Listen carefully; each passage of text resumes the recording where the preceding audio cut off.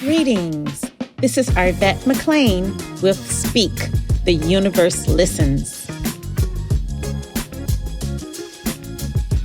New ways to view age-old challenges.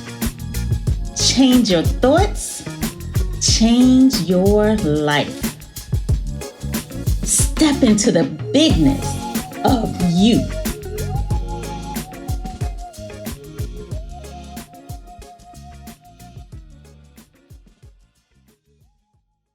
Greetings, and welcome to today's episode of Speak, the Universe Listens. And today's topic is more of your questions answered.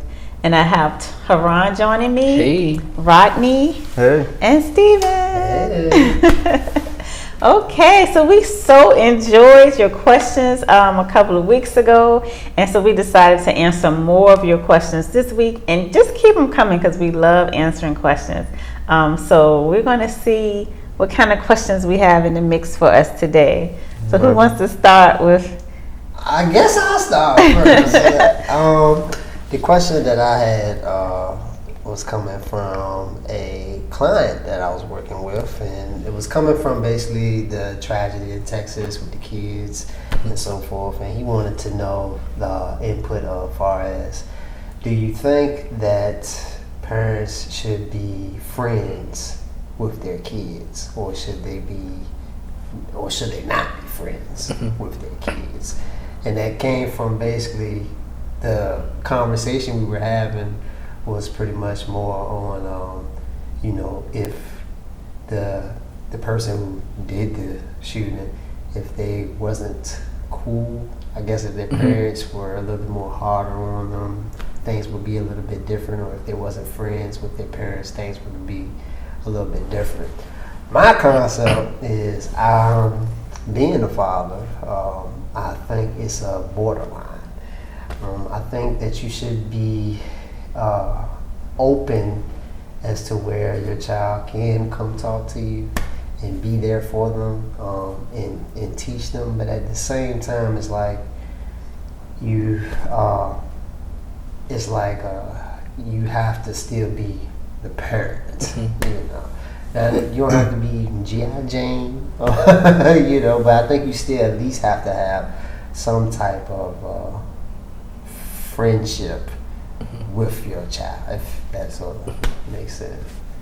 Yeah, and I think I guess jumping in on what you're saying, I think I don't have a child yet, but I never thought about like if I want to be a friend or not. I guess in my mind, the friendship standpoint of like a parent-child relationship is just always just developed because it's just another way of pouring in love. I think that's just it's just one of the many ways that somebody responds like when you put love into them.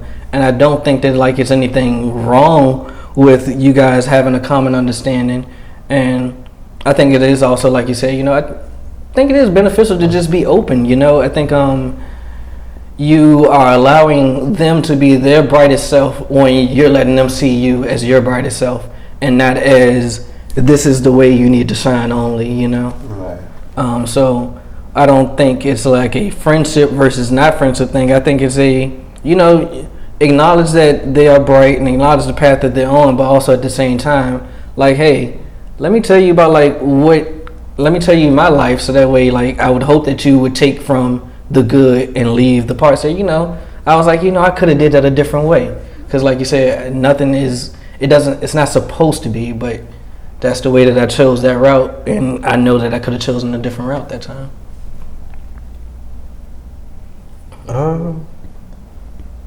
Yeah, I would say that a parent-child relationship, I don't think it's just one side to it. So I piggyback off what Ron is saying. Like, I don't think it's just one side, like, oh, I'm authority and, you taking direction. Like, I think it's other developments of the relationship like any other one. Mm-hmm. So, like, you're going to have fun times where y'all feel like the best of friends. You're going to have times where, that's an authority figure. And, I think it's different dynamics, and it all doesn't have to be one way the entire relationship. because I got older and it was fun to go out with my mom to, you know, a club or whatever and have fun with her in a different way than, you know, me just being her son, you know. So it feels different to connect with her as a grown man and look at her like, yeah, that's my mom, but she also is a friend in a sense as well. I think whenever I don't think there's a one size fits all. So like to me, the question,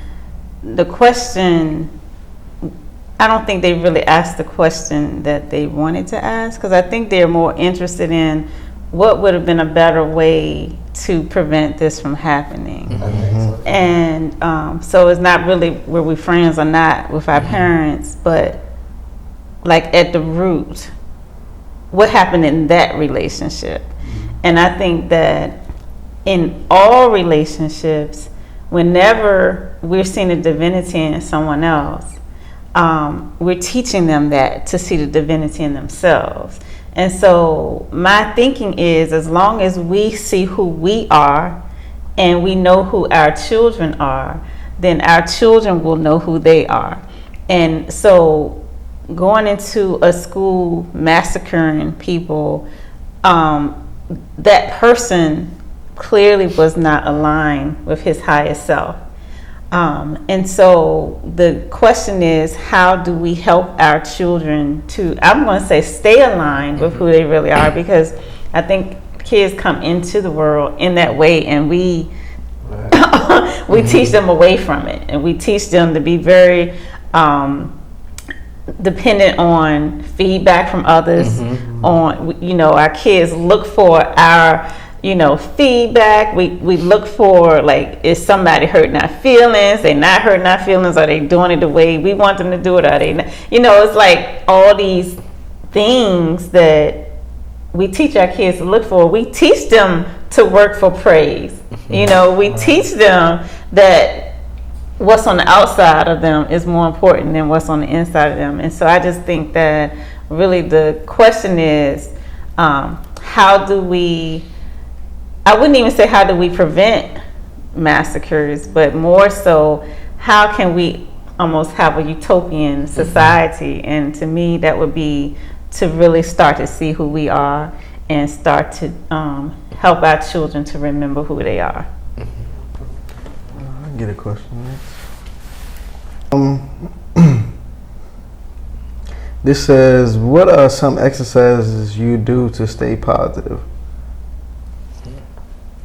I always like these questions. I think one the other day, well, a few weeks ago actually, Anaveta actually once said, you know, every time you see something, the first thing they say I love you, I love it, I love it, I love it, like 3 times, and you won't see the negative in it because you're so focused on that. So I've been trying that recently, and I like that, as well as, you know, I always I think it's also something like you said before too. You know, I try and find one positive thing. Like, all right, you know, if I don't like nothing else is happening in this room, I'm gonna find one thing I like, and, you know, let's focus on that one thing and like every detail of that one thing, and then that one thing becomes 5. Because I might just say, oh, I really love this flower, and then I'm like, yeah, well, I really love the color of the flower. Now I really love the petals of the flower. So I try and find one thing and then expand it out, and then kind of just helps me to remain in a positive light. Yeah, I try to, like I said before, the no judging thing. So I try to see how long can I go without judging, and that keeps me in a positive state, because if you're not judging, then you're not looking at anything negatively. So yeah, I do that, and kind of piggybacking off what Tyron said, I like to find something that reminds me of abundance.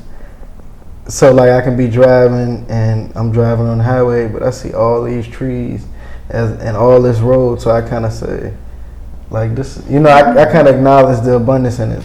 Try to do that all the time. And what was the question again? What's some exercises you do to stay positive? Oh man. That's one for me is being. That's the best one.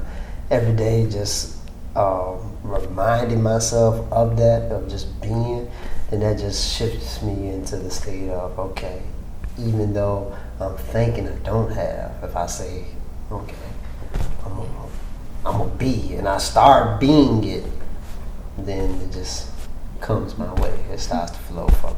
So that's one for me. One more. Yeah. The one you told me, catching yourself in the act.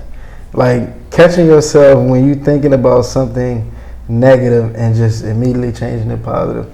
So, like, if you somebody cut you off on the road and you know, like, and changing that into, yeah, they're just in a rush, and you know, they didn't see me, or like just changing anything from the negative to something a bit more positive. Yeah, I think I do all of that y'all say, but also make sure I do things that I love. Like I like to dance, just turn the music up and just dance. So I like walking in nature, just almost instantly. I'm not usually out of kilter, but if I am, I can just look at any natural scene and I'm just automatically like, whoof. And even if it's just in my brain, like I'll just like, it's a particular image that I always have in my mind, because I would take a walk when I used to live in Barbados, and every time I would turn around, it would be a lighthouse right there, because I lived on Lighthouse Lane, so it was a lighthouse at the end of my street, and so it was a lighthouse, and then the rainbow would always appear over it early in the morning, and so I would always just think about it, and instantly I would just feel so amazing. And then one thing that I've been doing lately, and when I say lately, I mean like in the past 2 days, is I've been imagining what it would feel like to be in the mind of God. Oh, wow. And so I'm literally just like, okay, I'm in the mind of God. Like really, I mean, I feel like we are in the mind of God. Like we really are. And just to feel into that, and I'm just like, oh my goodness, it just feels so wonderful, and I just allow myself like, oh, I'm in the mind of God, and allowing that feeling to like overtake me, just to envelop me, just the feeling of love, just to ooze all through my body, through every cell of me, and just to bask in that. And yeah, it feels really great. Okay.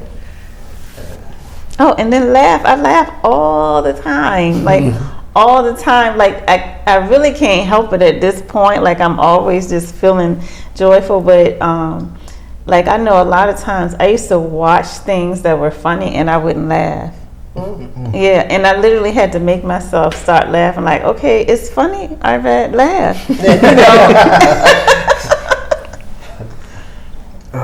Next question is, how do you find your purpose and passion in life? I think that is a great question. It's actually a question I think I thought about to a certain extent the other night. I was thinking, in the past, if somebody asked me, what is my purpose, or like, what am I passionate about, my answer would just be, oh, I like to help people. And then I started thinking really deep. I was like, yeah, but I don't know if that's really my passion, because I think at the core of most human beings, we all kind of just want to be connected and help each other. So I think that's just all our default answers, because it's the quickest thing we go to. So I started thinking deeper about, well, what do I enjoy doing, really? And it was, I now find myself, like, I really want to help everyone see the light in themselves by seeing the light in myself and pouring it into them. I think my passion now is to actually, I try and pour out as much love and positivity as I can. Not, I just want to help people now. It's like, now I want to help you by helping myself, or I want to help you by loving myself. And I think that's what I think my true passion is. So I think in the past I would have said something like, oh, I like to teach and I like to help people. But in reality, it's like, no, I just like to pour in, I guess.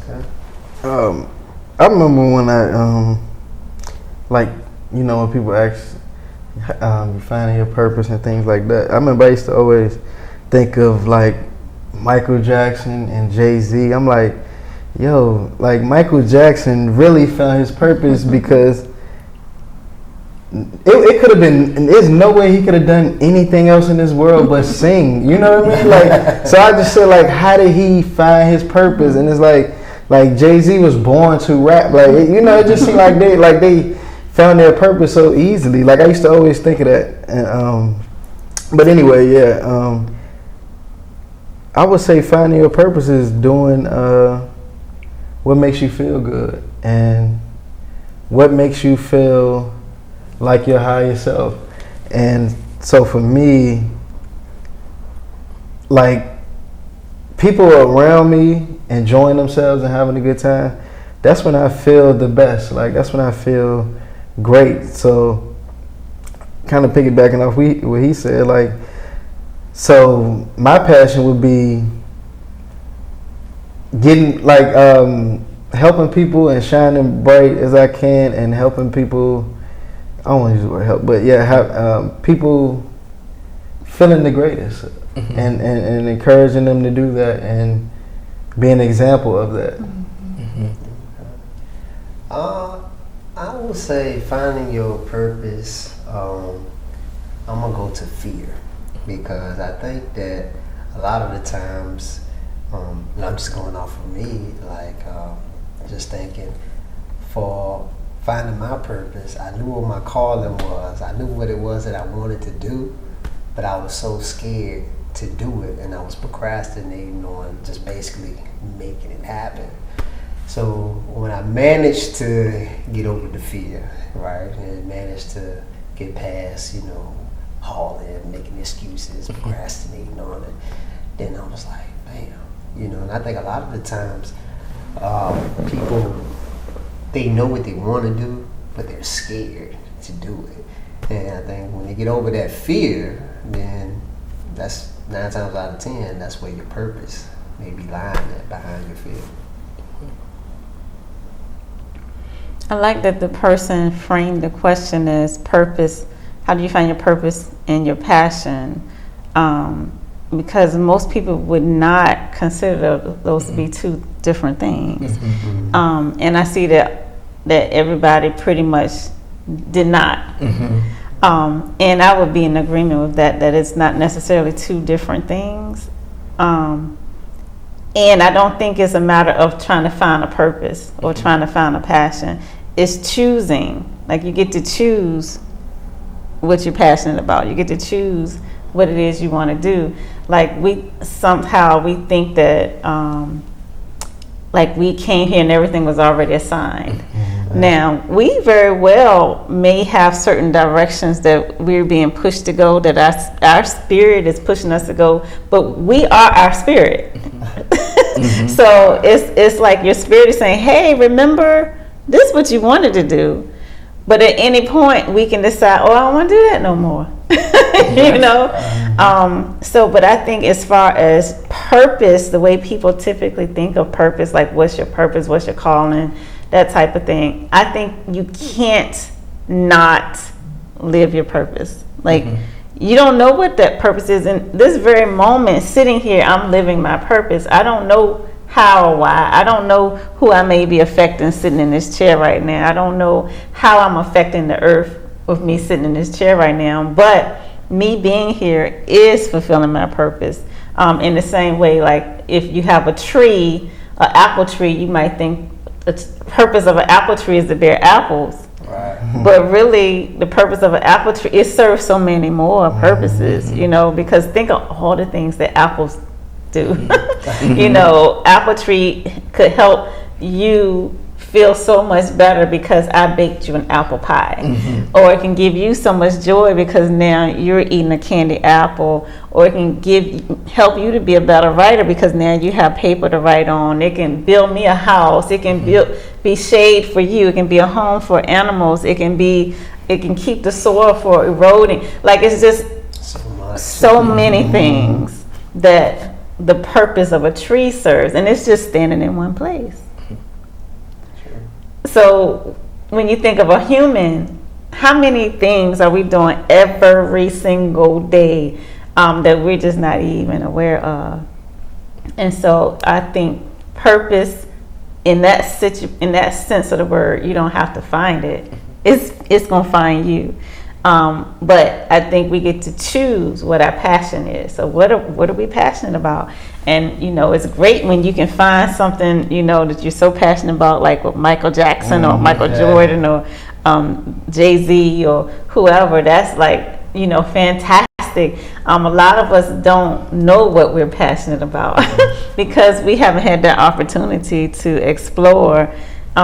We've been taught to be safe. And we've been taught these are the parameters in which you work, and then within these parameters, you got to find something you're passionate about, And so I would say just really just start expanding what's available to you. Just really putting your energy on, like, okay, what would I love? And just put that question out to yourself, and then start paying attention to, okay, well, I know when I do these things, I really love this, and when I do this, I really love that, and just open yourself up to the possibilities, and somewhere in that, your passion will lie, and it may be your passion for this week. And it's perfectly fine to be enjoy about this week and enjoy about that next week, and because that's what we're here for. We're here to really enjoy our time here on earth. Amazing answer. Yeah. Well, that apple tree one got me.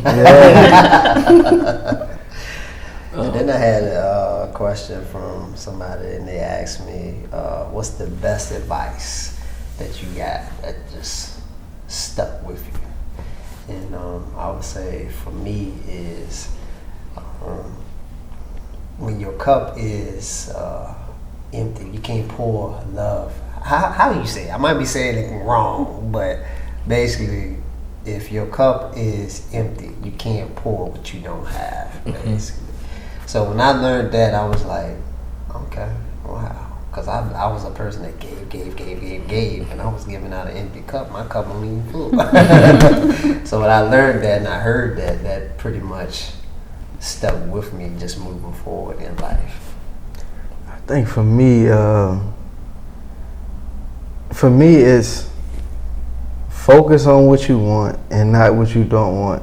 And I feel like anybody can understand that at any level of their life. Like, and I feel like when I heard that and when I understood that, it just clicked for me, like, why am I focusing on something that I don't want? Like, it don't even make sense to me why I would do that. And so, yeah, that's the biggest piece of advice. And for me, I would say if you don't understand anything else in life, understand that. Focus on what you do want and not what you don't want. I'm going to jump in on that.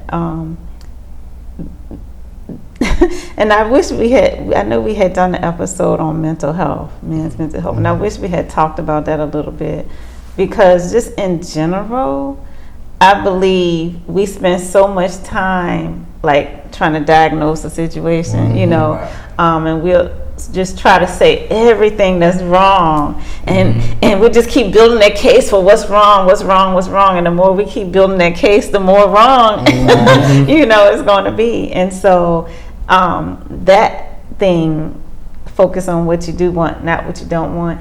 I totally would agree that was one of the best pieces of advice that I'd ever heard, because I will typically look at a situation, I find everything that's wrong with it, and I will state my case so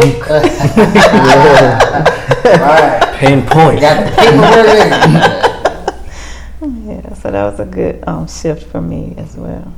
Yeah, I think for me it was one that I think we all get told very early on, but I got it reminded to me in a different way. So first it was you could be anything you want to be.